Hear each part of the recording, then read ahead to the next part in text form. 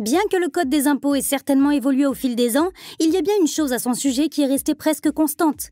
On dit qu'il favorise les riches et ce n'est pas seulement l'Américain moyen qui est de cet avis. Aux États-Unis, un milliardaire peut payer un taux d'imposition moindre qu'un célibataire gagnant 45 000 $ par an. Certaines personnes pensent que la baisse d'impôts des contribuables les plus riches n'aurait aucun impact significatif sur l'évolution du PIB d'un pays. Dans le même temps, d'autres pensent que les réformes qui réduisent les impôts pour les plus riches se traduisent par plus d'inégalités. Il y a beaucoup de débats autour de la taxation des plus riches. Vous vous êtes déjà demandé combien les milliardaires les plus riches paient-ils d'impôts? Eh bien, c'est ce que nous allons voir dans cette vidéo. Juste avant, pensez à bien vous abonner à la chaîne et à activer les notifications. Allez, c'est parti!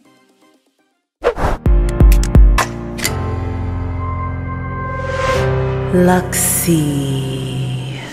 Selon ProPublica, une organisation sans but lucratif basée à New York, le patron d'Amazon, Jeff Bezos, n'a payé aucun impôt fédéral entre 2007 et 2011. Il ne s'agit pas de fraude, mais d'optimisation fiscale qui permet de réduire l'impôt de manière parfaitement légale, précise ProPublica. Pour parvenir à ces conclusions, l'organisation affirme avoir mis la main sur des milliers de déclarations fiscales de riches Américains sur plus de 15 ans.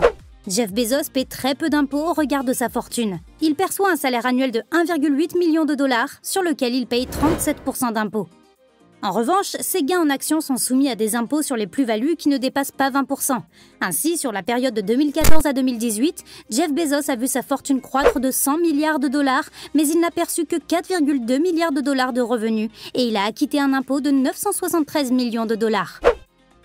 Début janvier 2021, alors que la valeur nette de sa fortune contribuait de grimper en flèche, Elon Musk a brièvement dépassé Jeff Bezos en tant que personne la plus riche du monde. La valeur nette d'Elon Musk a toutefois culminé à environ 156 milliards de dollars et Jeff Bezos a regagné sa place de l'homme le plus riche du monde. Elon Musk ne perçoit pas de salaire pour son rôle de PDG de Tesla. Sa principale rémunération est constituée d'options et d'achats d'actions qui lui génèrent des revenus en fonction de la solidité des résultats financiers et des performances boursières de Tesla et des actions. Selon une enquête de ProPublica, Elon Musk n'a payé aucun impôt fédéral durant l'année 2018.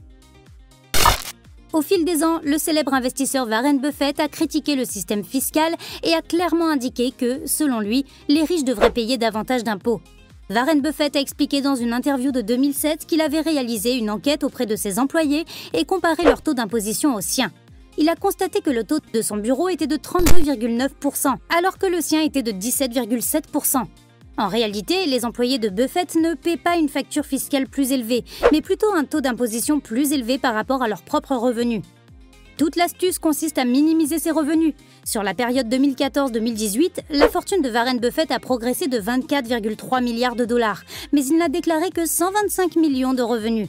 En effet, sa holding, Berkshire Hathaway, ne verse pas de dividendes, ce qui fait qu'il n'a acquitté qu'un impôt de 23,7 millions de dollars. Les milliardaires voient leur fortune croître en raison de la progression en bourse de leur entreprise, mais tant qu'ils ne vendent pas, ils ne paient pas. N'importe qui, avec des comptables avertis, peut minimiser et parfois ramener à zéro l'impôt à payer. Plus vous gagnez d'argent, plus vous pouvez trouver d'éléments dans le code des impôts pour en profiter. Dites-nous dans les commentaires ce que vous pensez des manœuvres visant à réduire les taux d'imposition. Doit-on taxer davantage les personnes plus riches? Abonnez-vous à la chaîne, likez et partagez la vidéo si elle vous a plu. Et à la prochaine pour de nouvelles vidéos.